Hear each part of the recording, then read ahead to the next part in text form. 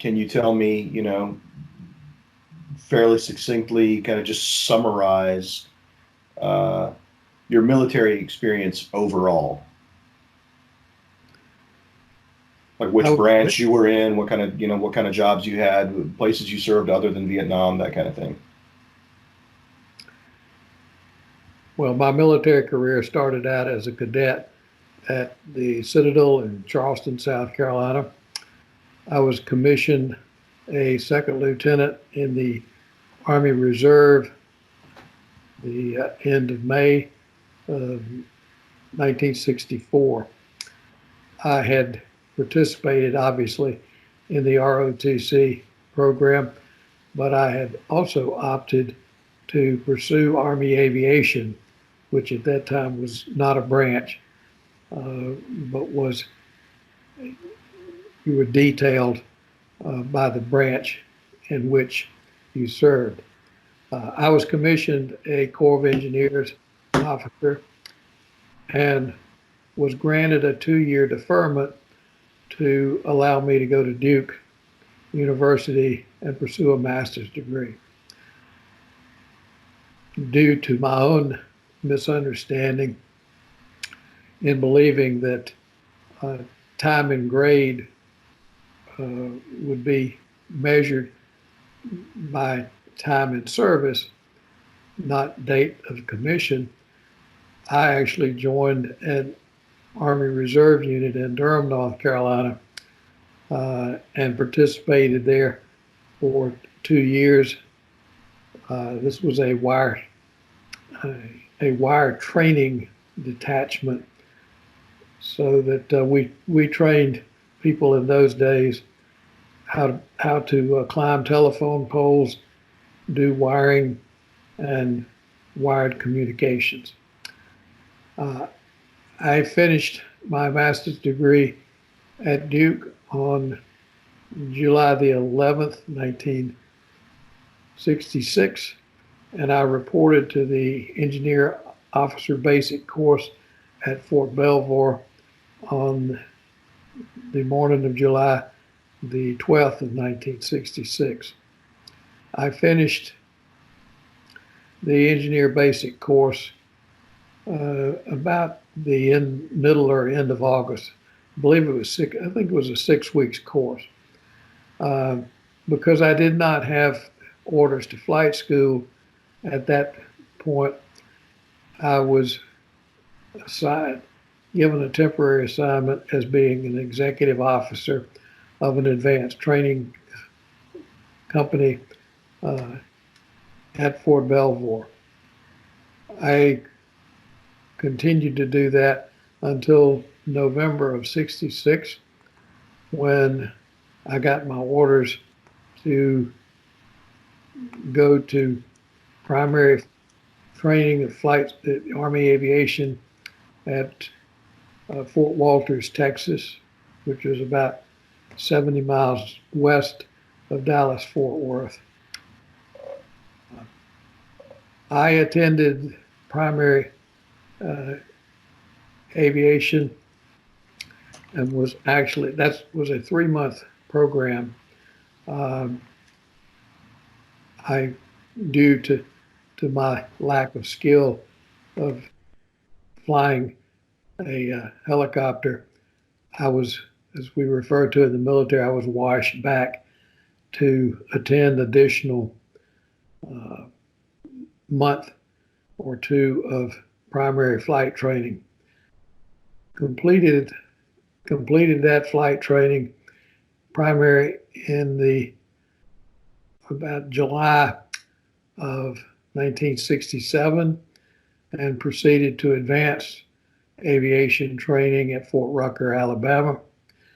There went from just being a primary helicopter pilot to obtaining the instrument flight rating and also learning to fly the then Army's primary uh, rotary wing aircraft, which was the Huey or the UH-1D model. Uh, Finished that training and was awarded my Army Aviation Wings the middle of August of 1967. At that time, as all of us graduating from flight school in that class, we were all awarded the all expense paid trip to Southeast Asia, with my orders telling me to be in California to depart Travis Air Force Base. I don't even remember exactly what day I departed, but I arrived in Vietnam at Bien Hoa Air Force Base, just north of Saigon, September the 12th, 1967. Spent a day or so with the Aviation Battalion headquarters there just northwest of Saigon, and then was assigned to the 116th Assault Helicopter Company, which was at Cu Chi, Vietnam. That was really the home of the 25th Infantry Division, Tropic Lightning, whereas our helicopter company was non-division aviation. We were there primarily to support the 25th and their actions during the day. The 25th Infantry Division had its own aviation company. The 24th Aviation Company, better known as the Little Bears. The 116th Assault Helicopter Company, to which I belonged, had we were the Hornets. We had three platoons of one being the Hornets, which were primarily the troop carrying models. Then we had the Stingers and the Wasp were our two gunship platoons, which provided cover for both the Hornets making insertions into combat zones, as well as providing close air support for the 25th Division once their members were on the ground. We also had a maintenance platoon, which was actually larger, more like a company, which was called the Beekeepers, and they were responsible for the day-to-day maintenance and airworthiness of our aircraft. I participated from, don't remember what day it was that I arrived in Cu Chi, but I continued to fly various combat missions, as well as what we refer to as ash and trash, or missions that were hauling either supplies or in some cases doing work for other military organizations. I don't remember exactly how many hours I flew. We were limited by our flight surgeon to, I believe it was 120 hours a month. I'm not sure of that, but I know I exceeded that in the first month and was granted an in-country R&R to go down to a villa we had shared with the 187th Air Assault Helicopter Company. The Blackhawks which were up at Dao Tiang. The villa we had rented was in in Vung Tau down on the southeast coast. So actually, before we get to the well, I'm just going to let you keep talking. So you were talking about the villa where you spent I don't remember how long you said, a week or so of R&R on the southeast coast. That was really what we would refer to as a long weekend, Thursday through Sunday. Then I went back to Coochie to fly again, and I was on the 26th of October. I was flying with Mike Albert, who was a warrant officer, as the aircraft commander. I was what we referred to as the Peter pilot, or the pilot of the aircraft, as I had not had enough experience in country and in combat to be the aircraft commander of a helicopter. Mike was also the club officer for our officers club there at Coochie on our compound, and I was assisting him. So that Friday, the 26th, it was we had been given a mission of flying ash and trash, which was going to allow us to finish our actual work for that day at around 3 o'clock or 1500 hours.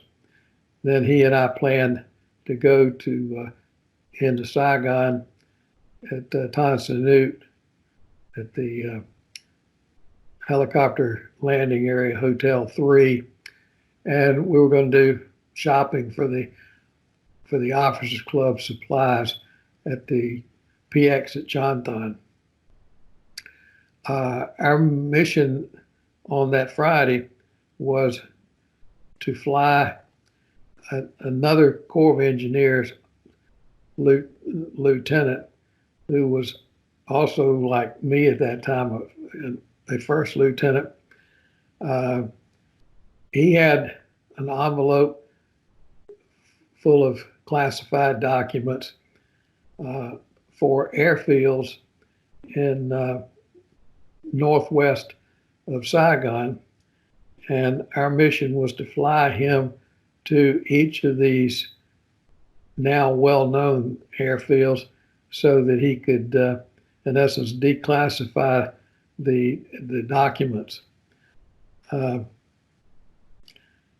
My personal opinion was, as it was of the entire crew, particularly those of us who were engineers, recognized that for airstrips to be classified in Vietnam was somewhat ludicrous, as that the only people for whom they were classified or unknown was the Americans and perhaps the South Vietnamese with whom we were assisting.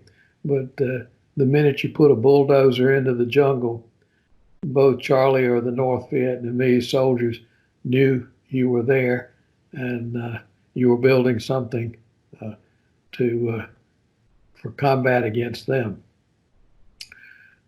We stopped for lunch at La Caille, which was the headquarters of the 1st Infantry Division, better known as Big Red 1. I remember us going to Song Bay and a couple of other locations.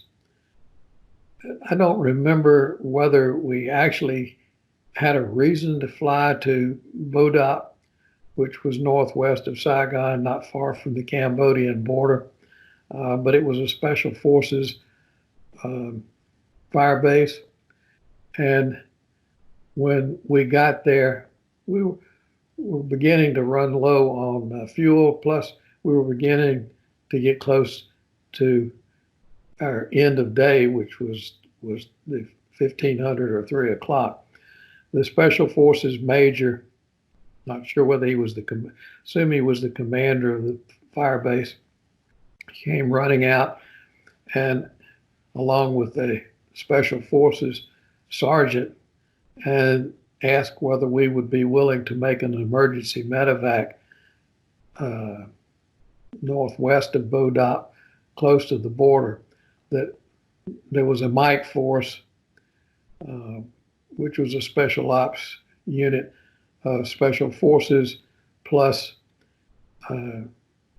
Cambodians and Vietnamese, all of them disguised as peasants, working their way as a reconnaissance group in the jungles.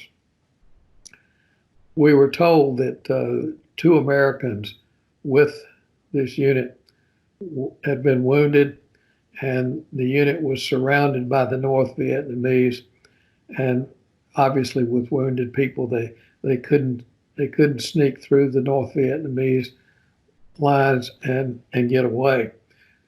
So they were asking if we would come in and pick up the wounded. We were also told that where they were, the jungle, there was really no place for us to land, that we would do it by hovering at a probably 200 feet because of the triple canopy jungle.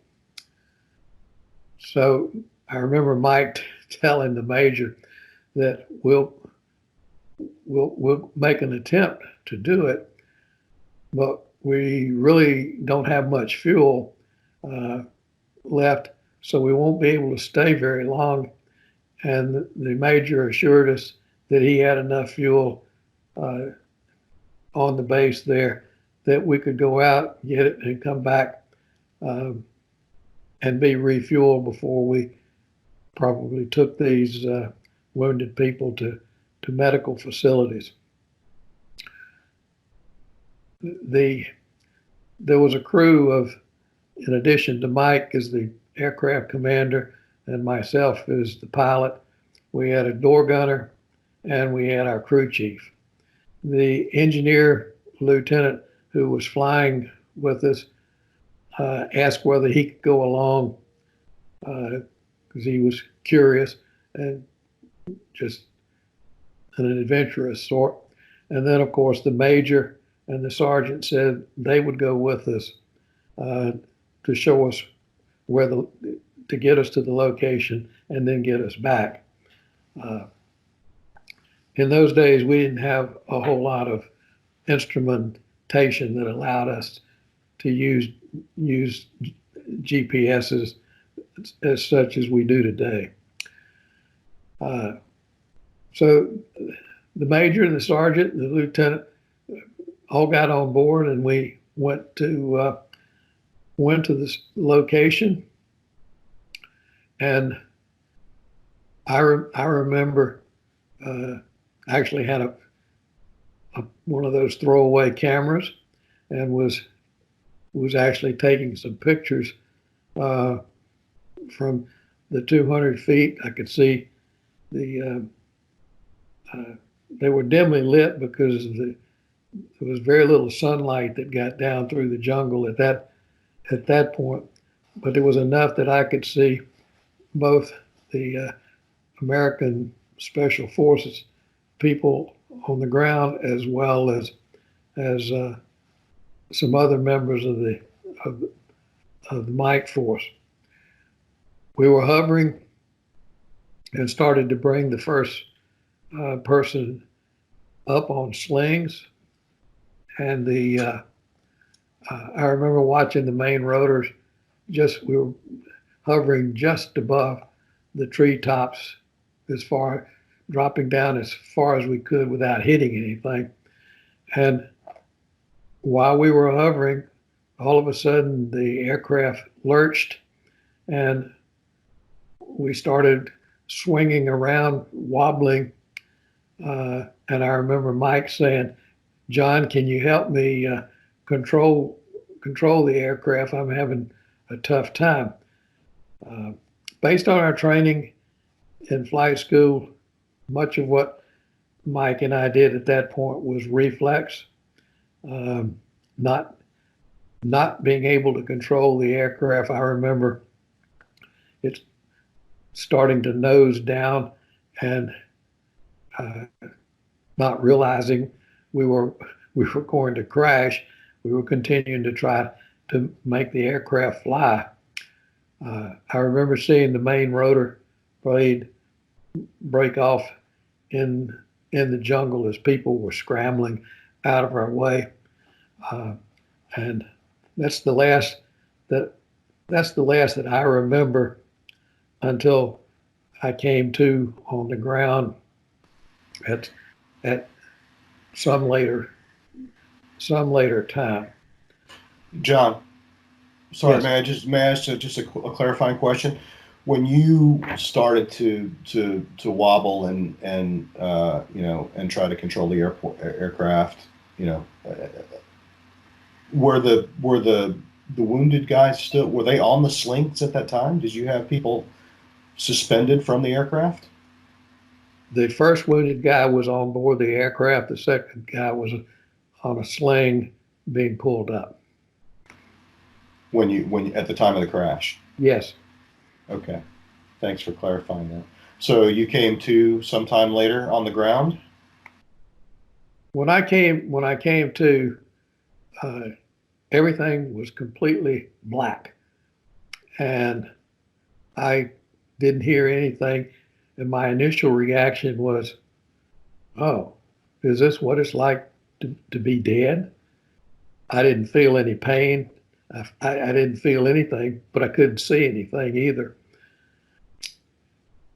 A little bit later, though, I heard Vietnamese or Asian voices, and I remembered that this Mike force was surrounded, and I thought, well, keep your mouth shut. Um, you don't want them to know you're here and be taken as a prisoner. Uh, Shortly after, within a few minutes of that, I heard American or English forces, and I said, "I'm under here. Can can can you get me out?" And I remember them saying, "Hang on, we're trying." Um, I also remember that at some point I said, "I believe if you move my left arm, I think I can get myself out." And somebody moved moved my left arm for me. Unknowns to me, it was broken above between my shoulder and my elbow. But they moved my arm gently, I guess, and uh, I tried to pull myself out. Uh, Later learned that was an absolute impossibility. Um, John, I'm sorry to interrupt, were you in the aircraft still, or were yeah, you outside the aircraft? yes. Now, my story really goes.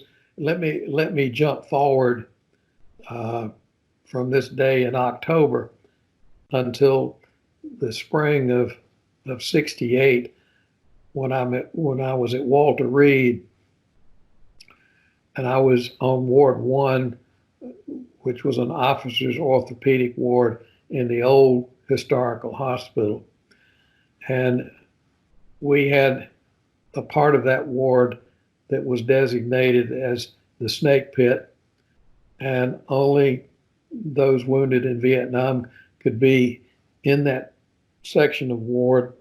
There were eight beds uh, in that area, and we tended to congregate uh, back in the pit and tell war stories, laugh, jokes, other uh, other things during the day. And I was back there at that point. I was in a wheelchair with with both legs in long leg casts, uh, and an officer came back, was standing there listening to the war story, and asked whether, listening to me talk about what had happened or what I knew had happened, uh, he asked some questions and I answered them. And the ultimate thing was, well, I was the Special Forces commander who pulled you out of the aircraft. Uh, and he said, I'm absolutely thrilled not only to find you here, but to find that you still have both of your legs, uh, because we weren't sure you were going to keep them when we put you on the slings, uh, the night of the crash. As it turned out, this Special Forces captain was Captain Nestor Pino Marino, uh, born and raised in Cuba, was exchanged as a part of the Bay of Pigs prisoner exchange in 1963, I guess that was it. Came to the United States, joined the Army, went to Fort Benning, became an infantry officer, joined the Special Forces. And I do not know when he arrived in Vietnam. I do know from the conversation we had at Walter Reed was that he spent 18 months in the jungle doing special ops, but was actually sitting in the terminal at Tan Son Nhut Air Force Base, waiting for his plane home, which we referred to as the Silver Bird. But while he was waiting in that terminal, they had a rocket attack, and he had gotten a shrapnel in one of his hands. As it turned out, Walter Reed had the number one orthopedic hand surgeon in the military at that time. So Nestor was sent to Walter Reed.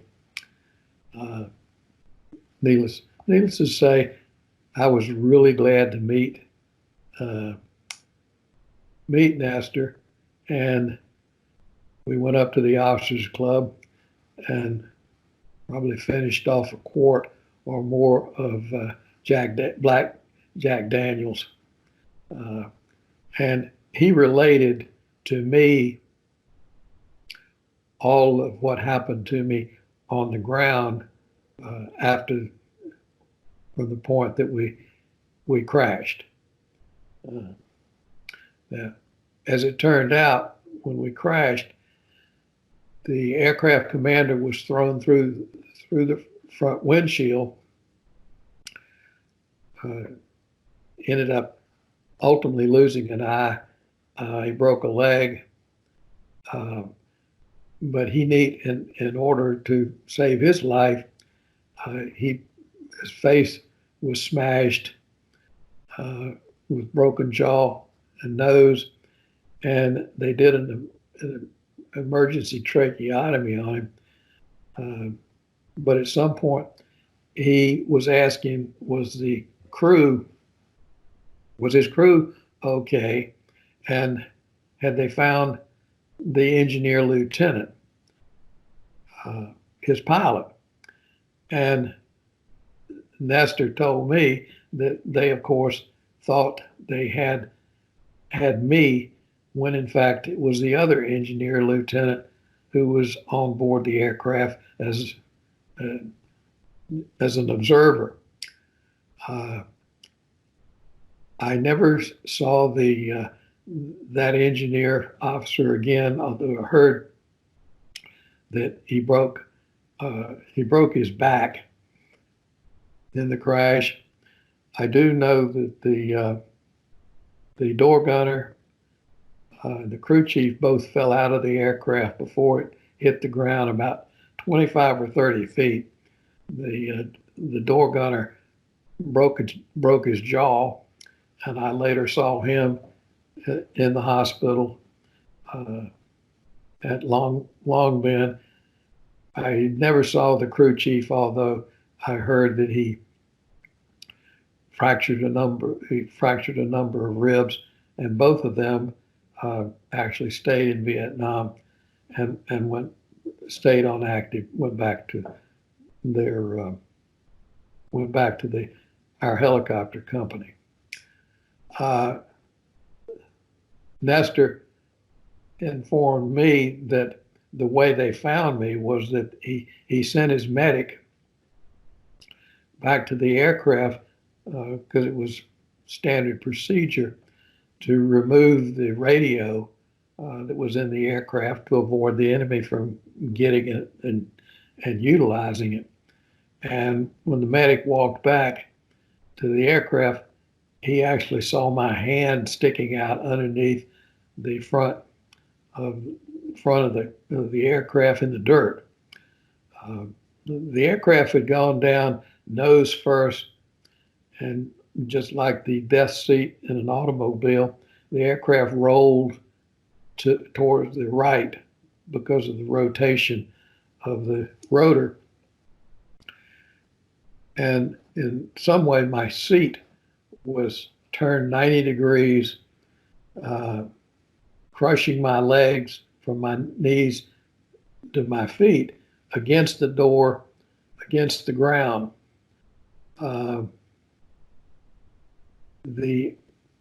As it turns out, the Special Forces major and the sergeant were both killed in the crash, most likely because they were not strapped in.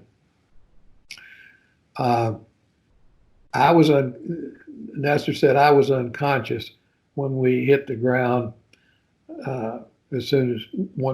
Once they found me, he wasn't sure when that had occurred. I somewhat believe that I was hit in the head by the people in the back being thrown forward as we went down. But Nestor said that I did ask to be, and he said, because I was totally pinned from my legs down, when I asked to move my arm so that I could get myself out, they could not believe that I was not in any pain or had the strength to do that. He said I passed out several times. They don't remember. I know they have given some painkiller. I don't think they had any capability of giving me blood. But they also didn't have any equipment to get the seat, to break the seat out. They started trying to use fire axes that were on board the aircraft to no avail. They apparently called and asked for help in obtaining some tools or something to cut the seat out, and eventually 2 people ran through the lines carrying hacksaws, and with those hacksaws they cut the seat loose, and I remember being pulled out. Now, this all happened began at 3 o'clock in the afternoon, and by the time they were able to extract me from the aircraft, it was close to 7 o'clock. It gets dark in Vietnam every night at 6 o'clock or 1800. Now, to protect me, and part of the military, we don't leave anybody behind. our 116th helicopter gunships were flying cover around for the entire time, as well as three other aviation companies with their gunships. So the North Vietnamese who were surrounding this site uh, really were having trouble attacking the, uh, the Special Forces group. And Nestor said that I passed in and out once they got the hacksaws. It was just prior to that. I remember asking the question, "Are you guys going to get me? Are you guys going to get me out of this?" And I still am fascinated that I had no pain, and that I specifically remember asking the question. At that time, Nestor said they told me they weren't sure they could get me out, and I was the only time I can remember being scared. And I said, "Please don't leave me. Please don't leave me." And they assured they would not leave me. Well, as it turns out, Nestor said the medic had told them that if they didn't get me out within the next 5 to 15 minutes, that I was going to die from loss of blood or shock or both. And they said, so we better warn him that the only way we may be able to get him out is to cut his legs off at the knees. And so that was the basis for telling me they weren't sure they could get me out.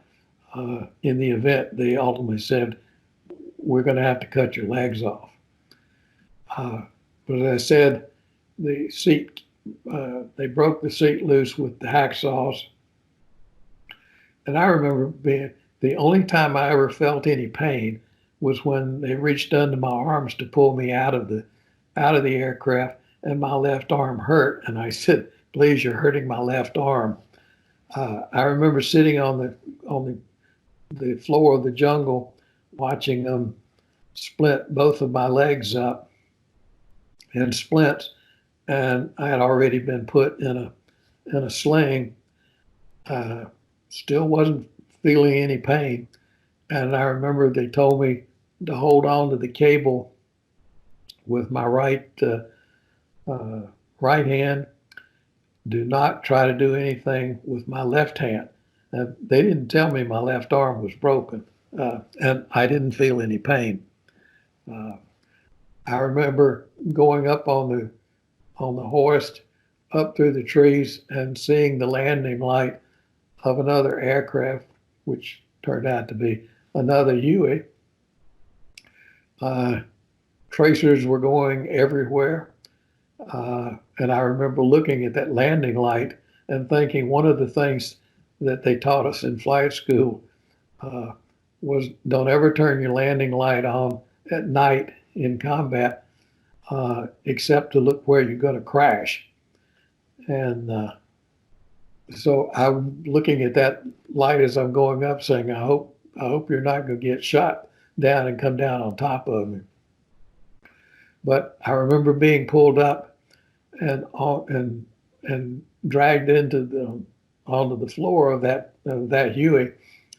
And somebody said, "Are you okay?" And I said, "Well, I'm really cold." I later learned it was because I was blood soaked, and the wind up at that point. The next thing I remember was waking up, I guess, as it turned out, the dispensary at Quan Loy. And that's the only time that I cannot explain what I saw. I was in a room and apparently on a gurney, and there were 4 to 6 men in white medical clothing. Now that in itself was impossible because all medical personnel in Vietnam either wore operating room scrubs or fatigues. But I passed out. And the next thing I remember was waking up in the 24th Evac Hospital in Long Bend, looking up and seeing the aviation company commander, the executive officer, and the flight surgeon, and they asked me how I felt, and I said, I'm okay. I do remember asking, are they all there? And they said, yes, they're all there, but you sure have broken them all up. And as I looked down, then towards my feet, my right leg was in traction, and my left leg was in a cast, and my left arm was also in a cast. I later related to asking her, are they all there? To I assume something triggered me, having been in the aircraft when the medic and Nestor were discussing whether they were going to have to cut my legs off. And of course, I did not remember the fact that I still had my legs sitting on the jungle floor as I went up on the aircraft.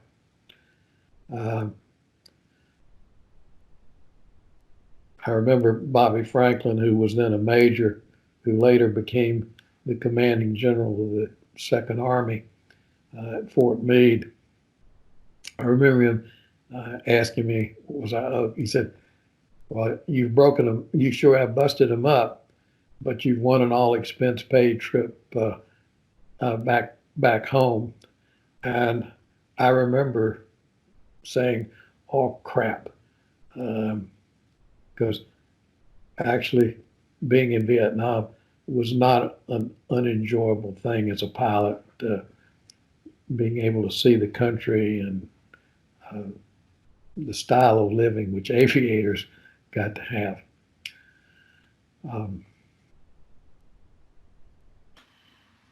John, can you talk a little bit about what that means, the style of living that aviators enjoyed? We lived in what were referred to as hooches. They were like they were wood framed buildings that had typically 4 beds, 4 areas of beds, and had a lavatory in it, for which the water was furnished by having a 50-gallon drum sitting up on the roof. They were gabled roofs to protect us from the mosquitoes and other insects. The nice thing was we had maid service of Vietnamese women who cleaned our hooch every day, washed and put clean sheets on our beds. Because we flew every day from 6 in the morning till 6 at night, we in essence slept in a bed each night. We got clean uniforms the next morning. When we came back from flying at around 6 o'clock each evening, just before it got, or in some cases a little earlier, we like to be the first ones to get in the shower, which was a gang shower, maybe in my case 25 or 30 feet from our hooch.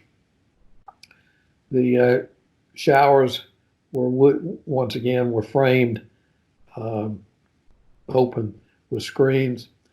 The water came from putting aircraft wing tanks on the roof, and you wanted to be the first in the shower coming back, because the water the first amount of water that came out was warm from the sun heating the wing tanks during the day. We also got hot meals for breakfast, and we got a hot meal for dinner. We typically had to eat sea rations or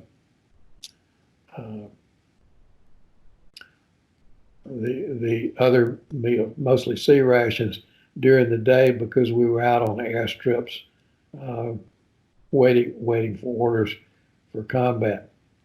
So uh, we had we had television in the officers club, uh, obviously alcohol and snacks were incredibly cheap and readily available. Uh, we had an amphitheater as a part of this aviation company where they showed uh, movies at night. We didn't have large screen television, but we did have television with Armed Forces Network. Can you talk a little bit about your aircraft, about the UH-1D, and what your impressions were of that aircraft and what it felt like to fly one 12 hours a day every day? Well, we flew. I learned to fly at Fort Walters in the OH-23, which is a bubble aircraft with a tube-like, steel tube-like tail, and and that aircraft had actually been flown at the end of the Korean War. Uh, Learning to fly a helicopter requires 5 movements to be taken care of at the same time with 4 limbs. Uh, you're using your feet for the aircraft rotor uh, for the directional purposes. You have the collective, which is in your left. Use your left hand, which gives you the ability to change the lift of the rotor and get you off of the ground. And then you have the cyclic or the rudder with your right hand, but that not only controls you lifting, but it also controls the amount of power. The collective that you're in your left hand has also the power controls. So you're doing 5 things with four limbs. Learning to fly the helicopter at Fort Walters, the analysis is learning how to drive a Volkswagen 4-speed standard transmission. It's also like learning to ride a bicycle. It's difficult to get started, but once you learn how to do it, it becomes second nature. Graduating at Fort Walters and then going to Fort Rucker, the first aircraft we flew was a Bell aircraft. I think it was the OH-13, which once again was a plexiglass bubble, relatively small helicopter, but you were flying with a hood with an instructor. So most of that was attempting to only fly by instruments and having the instructor tell you what to do. When you completed that training, being able to get into the UH-1D, or better known as the Huey, at that point was the Cadillac of the helicopters. It was the equivalent of going from that straight shift Volkswagen into the comfort of a Cadillac with automatic transmission and power brakes, because the Huey had hydraulic pumps that helped both the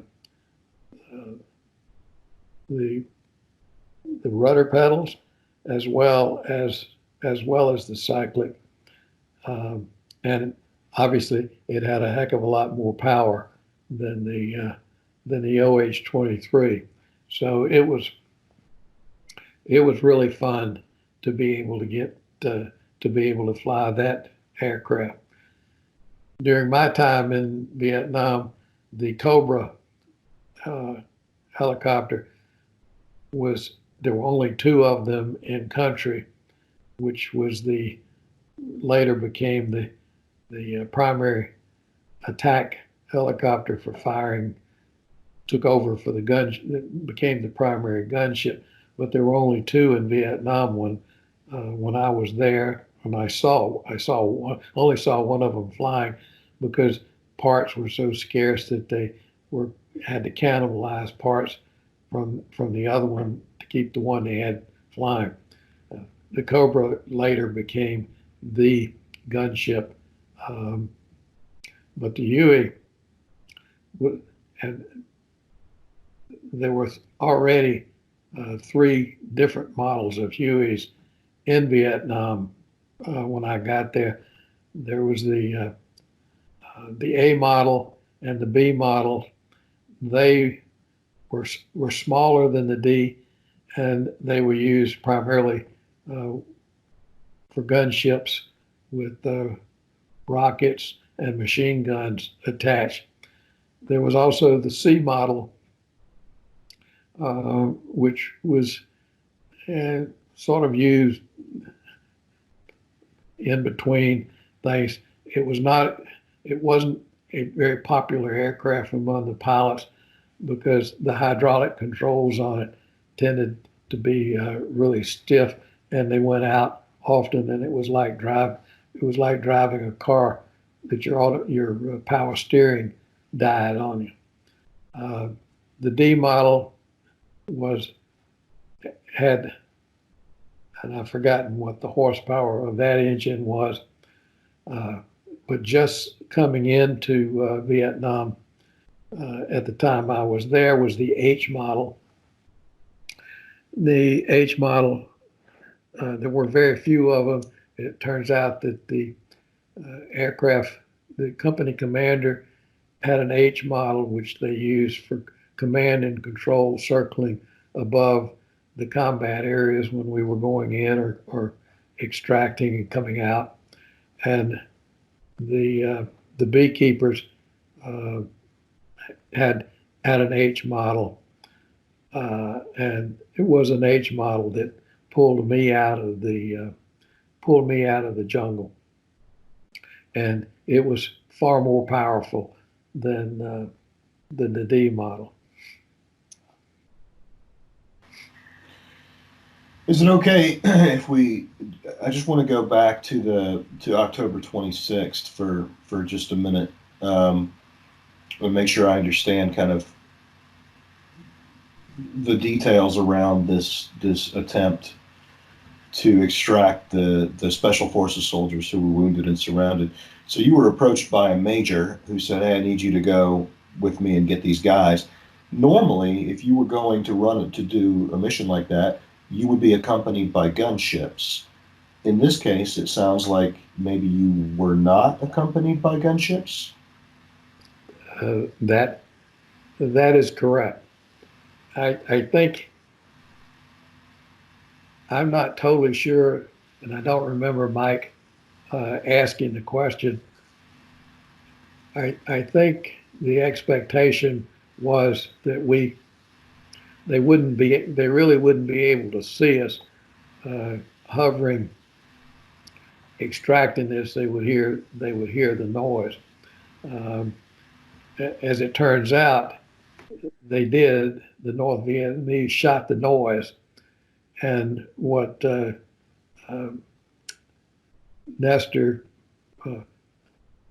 Marino said was that our tail rotor was hit by an RPG round, which took the tail rotor off. It was totally a lucky shot because they couldn't see the aircraft from the ground from where they were shooting. So they just shot the noise and they got lucky. We almost instantaneously had our gunships, not only from our company, but several the other companies that were not that far away. So when we went down, I don't remember Mike, Albert saying anything. We obviously had good communications. Another ironic thing was my roommate my freshman year at the Citadel uh, was in the Army. He was stationed in this area of Vietnam, but he was a military intelligence uh, officer. He did not know that it was me, but he knew the aircraft went down because we still had the classified documents on board, and it was his responsibility to make sure those classified documents were retrieved for safekeeping. But he didn't know that it was me until he showed up at the hospital the next day to interview members of the crew as to what we had seen or what had happened. I had, in addition to meeting Nestor Pino Marino at Walter Reed in the summer of 60 or the spring of 68, about I guess it's been about 7 years ago, I got an email from a retired Colonel Harold Byers. His email said that he had Googled my name, and his email asked if I was the John O. Woods Jr., who was a lieutenant who served in the 116th Assault Helicopter Company in 1967. And if I was, he would very much like to meet and talk to me because he was the aircraft commander with the beekeepers who pulled me out of the jungle. And he said he had heard, or through the communications of members, veterans of the 116th, that I had not done very well in life, that my medical condition had prevailed. And his comment was, based on seeing your name under Google, you've done very well, and I would love to have the opportunity to meet and talk to you and recount some of what happened. So it was probably 6 months to a year later that my wife and I went down to Yorktown, Virginia, to meet Harold and his wife Dorothy. We met him. There was another warrant officer who had been with the 116th, who I did not remember. But Harold related to me everything that happened from the time they were told of my crash, and how he and the pilot, Dave Bush, had flown out to, they knew all of the other crew members had been airlifted out, but they were told to come and try to get me. And he said while they were while they were hovering, waiting for the word to drop the hoist, they almost thought they were going to run out of fuel, but then they got the word that they'd gotten me loose. Now, as it turns out, pure happenstance, they had a hoist on board this aircraft that the company commander had, when they had the opportunity,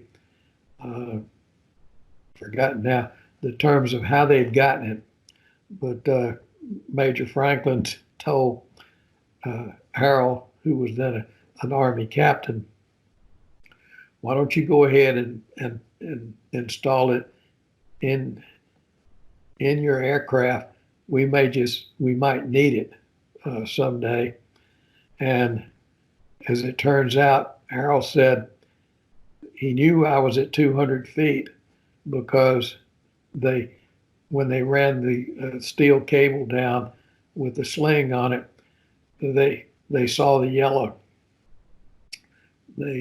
marking on the cable, which indicated they were in the last 5 feet of it, and they had to go any further, they would have been able to pick me up. But he and Dave pulled me up. They did not remember the tracers going everywhere that I did, but Harold acknowledged that they were really concentrating on flying and staying in one location so that I didn't swing into the trees on the way up. And they took me. They did tell me that they took me to Quanloy, a dispensary which was just northwest of Firebase, just northwest of Anlock. But they had to go they were running low on fuel, so they left me there to go refuel. And when they came back, they were told they could, that I was ready to go. And they remembered taking me to the 98th Evac Hospital, which was also in Long Bend. They took me there because my flight helmet, which was not the bullet resistant, but the plain old plastic one that I'd flown with in flight school, had been crushed, and I'd been cut across my face, above my eyes, all the way across my forehead. And they thought because I was, and that's why things were, later learned, things were black for me when I came to on the ground, was blood had closed my eyes. But they also thought when they took me to Quanloy that I might have a significant head injury. So they took me to the 98th Evac Hospital, which had the head trauma capabilities. Once they figured out that I wasn't, they moved me to the 24th Evac Hospital, and they went on their way. So I've had the privilege of meeting all of the people who were responsible for pulling me out of the aircraft, then pulling me up into the aircraft, and ultimately getting me to the hospital. I was in the hospital for the 24th Evac, actually for a whole month. I later learned when I got to Japan, I knew I had developed pneumonia while I was in the hospital in Vietnam. And unlike today, I was running a fever of 104, 105, and they didn't air evac anybody out of Vietnam in those days with that kind of temperature. So instead of being airlifted to evac out to Japan as an interim stop en route back to the United States, for at that time for an undesignated hospital. Uh, I spent I was in Vietnam until the day before Thanksgiving of November of '67. Uh, I remember I remember them coming in and bringing an entire bag, a mail bag full of cards and letters about 3 days before I left. Uh, School kids in my hometown of Rock Hill, South Carolina, had seen new the news story in the local paper about me, and they were sending me thank yous and wishes to get well. And then I remember the docs and the nurses saying they hadn't seen anybody get that amount of mail at any time during their tour. So eventually my temperature dropped. The trip from Vietnam was interesting in that I was put in a body cast because I had a broken right femur, compound fractures of both ankles, right and left, and my left arm was fractured above, as I said earlier, above my elbow. They transported me from the 24th Evac Hospital, uh, as I recall, by ambulance to an Air Force dispensary there at Tan Son Nhut. One of the more interesting things was it had screens on it, non-air conditioned, clean, but I'm in one bed and there's another bed next to me before you walk out the end of this long ward. I think there were some other military personnel in beds in this building, but this young guy was sitting on the bed. I guess he was 18 or 19 years old, and he was wearing military pajamas. And I said, "What are you here for? You don't look like you've been wounded." And he said, "Well, I'm being sent to Japan for a mental evaluation. I killed my hooch mate yesterday." And I looked at him, and with that, he said, "And I'm tired. I don't know why I'm sitting here. I'm out of here." And he immediately got up out of the bed and walked out the end of the ward. I guess you would call it a ward. And about that time, several nurses and corpsmen came running up and said, "Where is so and so?" And I said, well, once he told me that he'd killed his hooch mate yesterday, I didn't stop him or ask him where he was going. Uh,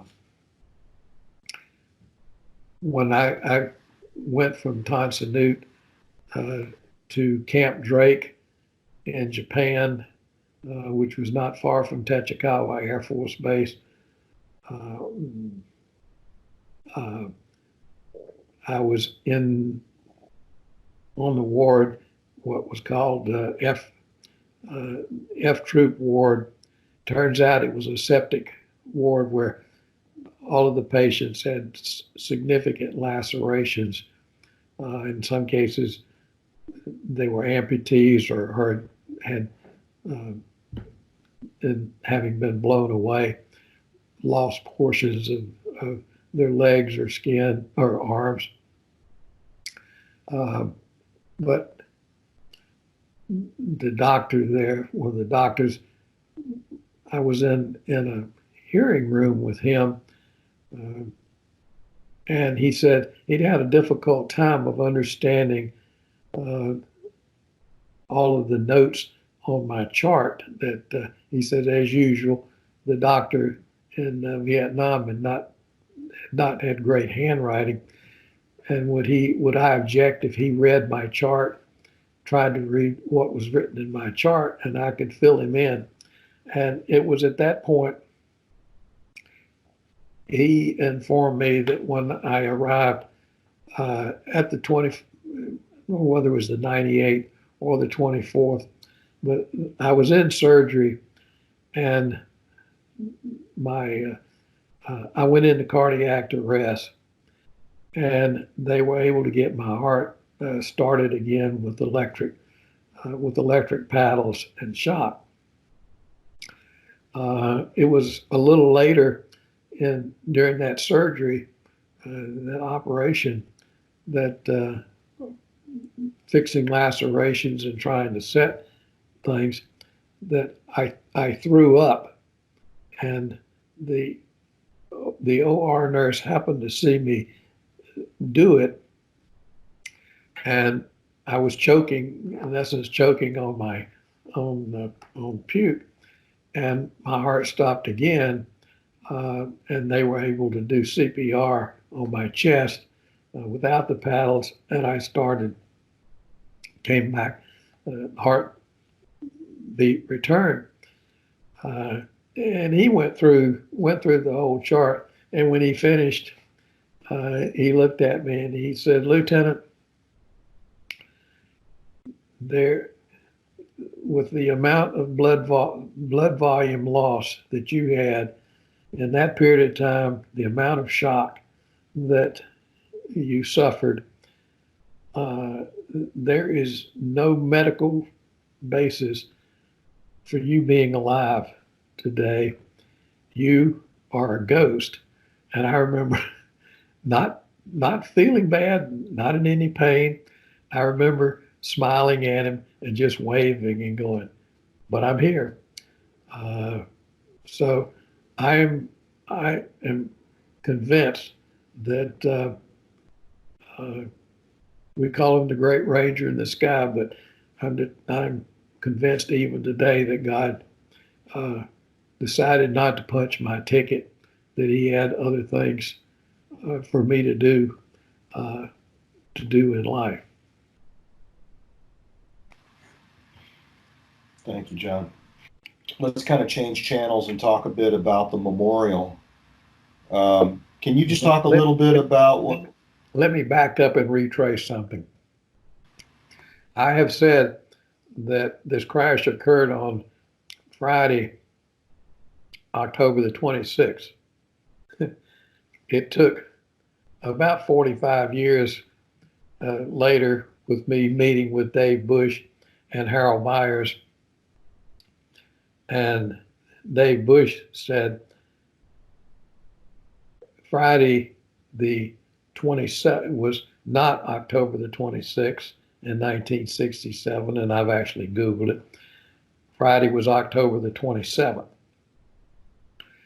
I had used for years and years and years, and no one had challenged it, as October the 26th. I'm convinced now that the reason I thought it was the 26th was my parents in Rock Hill, South Carolina, got the telegram on the 26th of October, because they were 12 hours behind Vietnam, and I have just always assumed that it was Friday the 26th, when in fact it was Friday the 27th. And I remember my dad saying he and my mother were getting in a car going to an alumni event in South Carolina where he went to school, and this points out how families are not prepared or don't know all the rules. But two military officers were walking up the driveway of the house. My mother was already in the car, and my dad just saw these officers coming up the driveway, and he says, "Mother, we got a problem. Uh-oh." But what they didn't know is it took three military officers to deliver the news that you'd been killed in action. They only sent 2 when you were wounded. And my dad read the telegram, which said I had been shot down in a crash in my helicopter in Vietnam. It was not seriously wounded, but it suffered numerous fractures, compound fractures and many lacerations. But they repeated that I was not seriously wounded, and additional information would be coming when available. Great. Can we shift gears now and let me ask you to talk a little bit about what the memorial means to you on a personal level. On a personal level, I on many occasions explaining how the memorial is not just the wall. The wall is an element of the Vietnam Memorial. The memorial is a 3-acre site that consists of the wall, now the flag, and the three military personnel statue. We also now have the woman's memorial, and we have the in memory plaque. But when I was involved in the selection of the design, I remember Maya Lin's description of what she had designed, and am well aware that the wall being an element, but it is also a memorial to those of us who served and did not die, in that we are allowed, in essence, to stand on the site and look at the wall and see our reflections mirrored on the wall.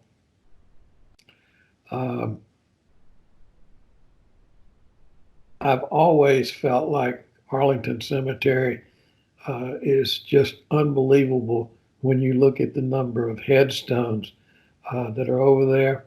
When you look at the wall of the Vietnam Memorial and you see all 58,000 plus names on there, I'm asked, do I like it? I don't know that you like something like that. I think it's how you feel. I think it is a really nice site to honor those who gave it all by having their names for everybody to read and reflect on. But I think it's also it accomplishes its intent, and that is that it provides an opportunity for those who served or families of those who served to be an area of healing and coming to grips with what happened. I can say that every time I go, and it makes no difference what I've been during the day, I've been at night, I've been all 4 seasons. I've been there when it's pouring rain, I've been there when there's snow. Every time I have been, the seeing of it, mostly seeing families or other veterans there, and knowing that other veterans in many cases lost many of their friends.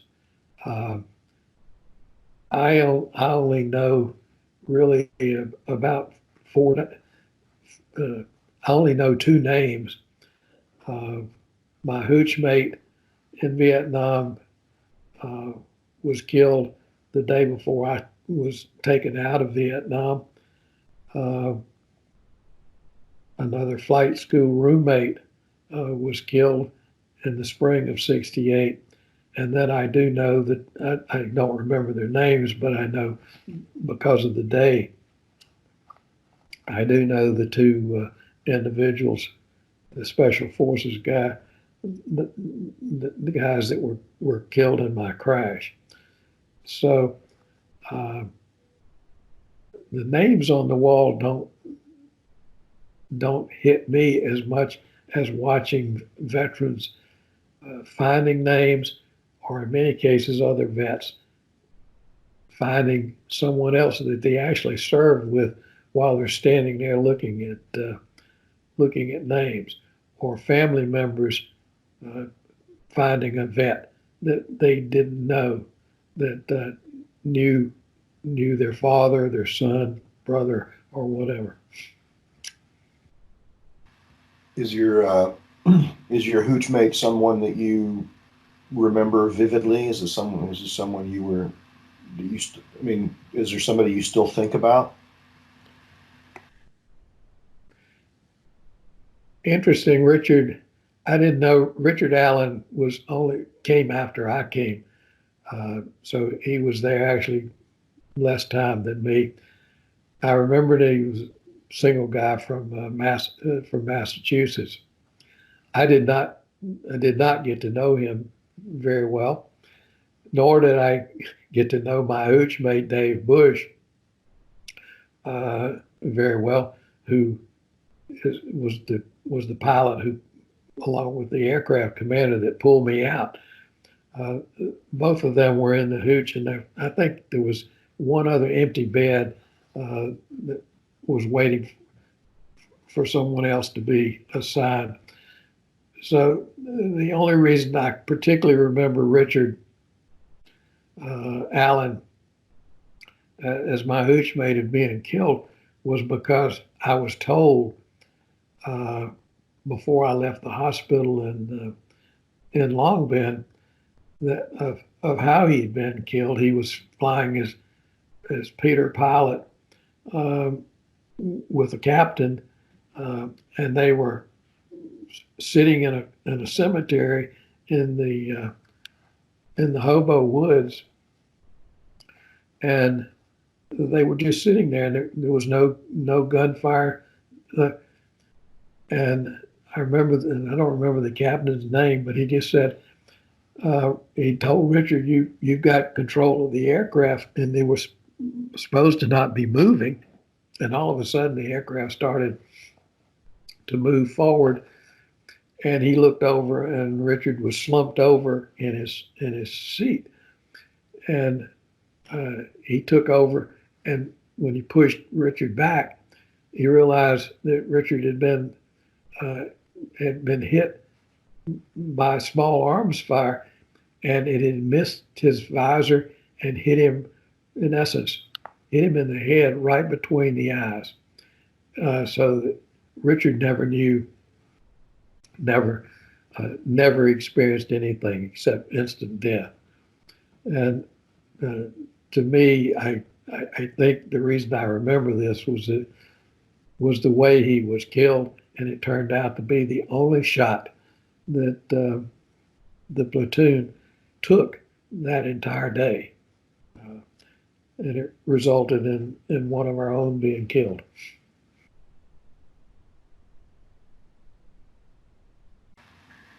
Thank you, John. So I just have two more questions for you.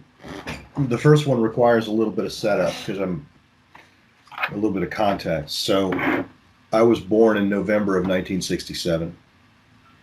So at least the tail end of the Vietnam War was in my lifetime. And, my father was a Vietnam era veteran. He didn't serve in Vietnam, but he was enlisted in the Army during those years. Um, so I know people who have fought in Vietnam, and I know lots of people whose parents or uncles fought in Vietnam. It's not something that feels like ancient history to me. My children, however, my eldest child was born in 2000. She's now 20 years old, and the only wars that she uh, that we fought during her lifetime are in Iraq and Afghanistan. And so to her, Vietnam is something that happened a long time before she was born. If she were here, how would you explain to her um, the significance of that war and why and how she should contextualize it in her own thinking about American history and particularly American military history? Like how should she contextualize Vietnam from her perspective? Might have to think about that, but I'm reminded of some of my work advising uh, Afghan and Iraq veterans here in Alexandria, transitioning out of the army or military, looking at civilian civilian life, civilian occupations. And I remember at a meeting, one Iraq veteran said that many people, as Tom Brokaw's book refers to as the World War II veterans, are the greatest generation.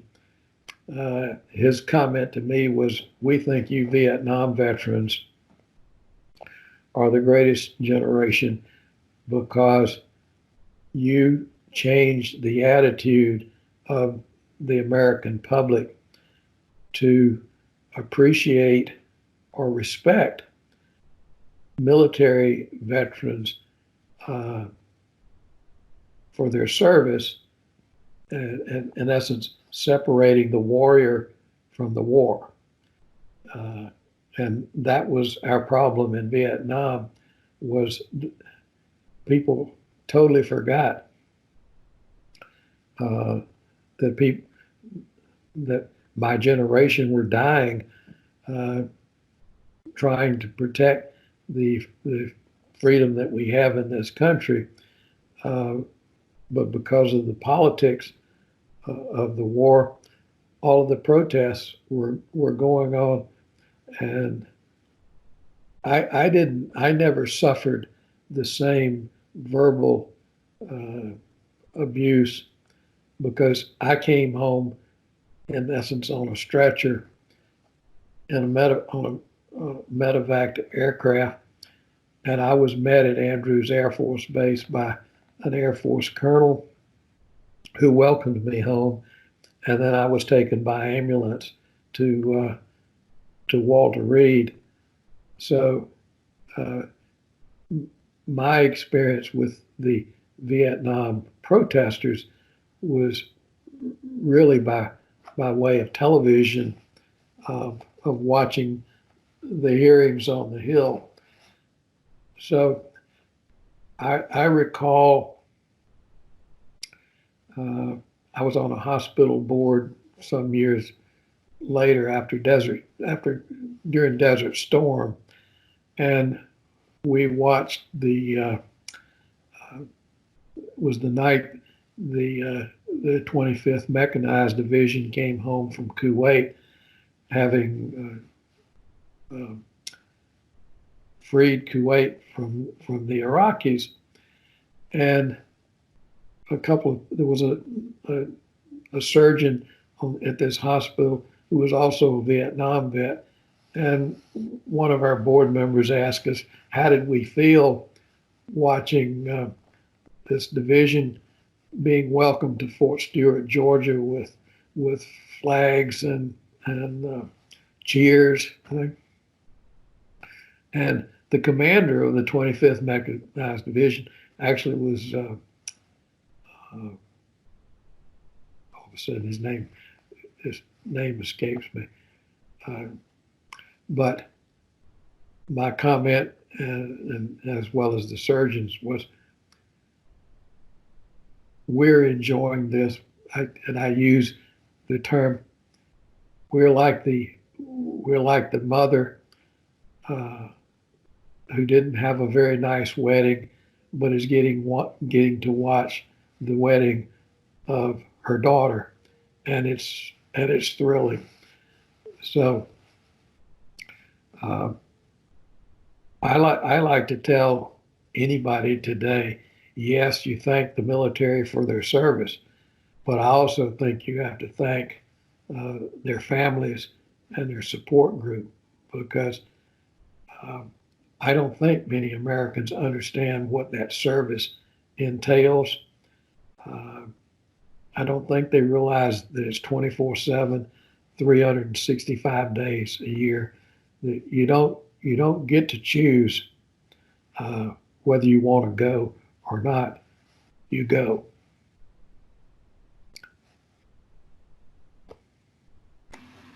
Great, thank you. So just you told me a story the last time we talked that I thought was it was amusing and interesting and enlightening, and it told me a lot about you. If you don't mind telling it again, why did you go to the Citadel?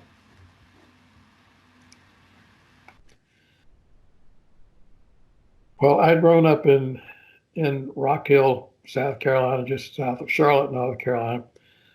My grandmother and uh, on my mother's side, and aunts and uncles all lived in Durham, and I always wanted to go to. I wanted to be an engineer from the time I was in finishing elementary school. In fact, my brother and I built roads in our backyard in the sandbox under the trees. I'd always wanted to be an engineer.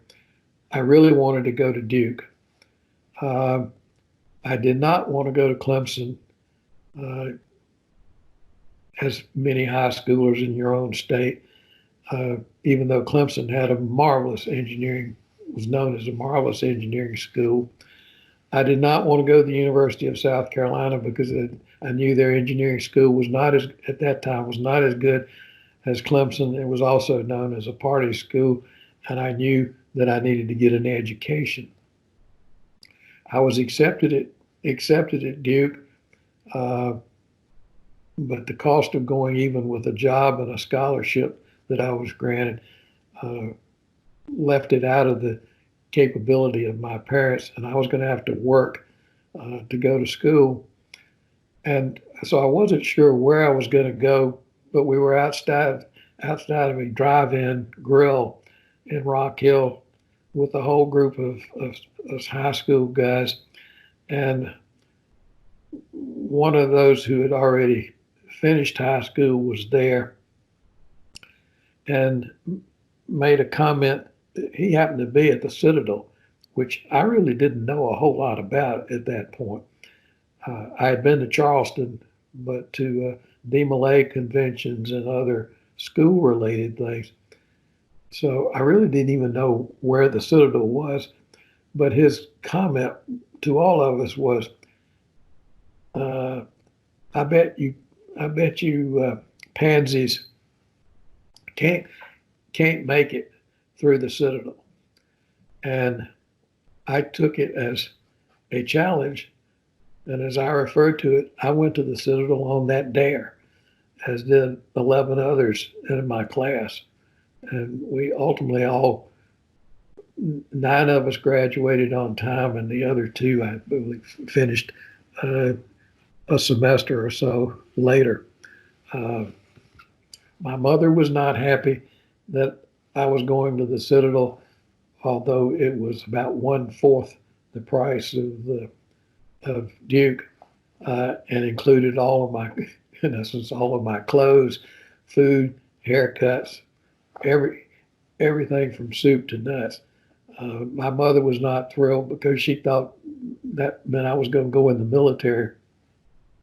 And despite the fact that my dad had served in the military, she thought people in the military were pretty hard and they somewhat wild and drank a lot. And neither of my parents drank. So,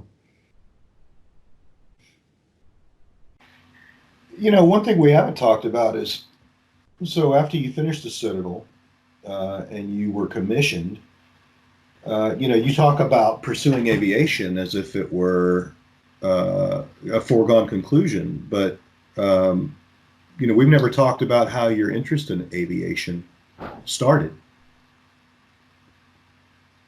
Why aviation? Yeah, that's a very good question. I just remember being at the Citadel and deciding if you go to a military school, you might as well. Uh, you're going through everything that you go, the equivalent of the academies. At that time, the Citadel had two military branches: the Air Force and the Army. You could join the Marine Corps, but you went through the PLC program. We did not have Naval Reserve or Naval uh, the the Navy at the Citadel. They do now, uh, and I guess I just like a lot of other young people, I thought I would rather fly an aircraft than do something else. Maybe it comes out of now that I still tell people that my fantasy job has always been to drive heavy earth moving equipment. So uh, I was I thought that I was going to try to join the Air Force and be an Air Force pilot, and it was a 5 year commitment in those days if you flew in the Air Force. And somebody, I don't know whether it was another cadet or so, I was relating my desire to fly in the Air Force, and I was told, well, you can be an Army aviator, and you're only obligated to fly 3 years, stay in the service 3 years. And when you're 18 or 19 years old, the idea of I was not going to the Citadel to make the military career. The idea of the difference between 3 years and 5 years was a very long time. Well, John, I'm really grateful for your time. You've been incredibly generous. I don't have any other questions for you, but before we stop the recording, I just want to give you an opportunity. If there's anything I didn't ask you that you wish I had, that you thought I would, anything you'd like to add?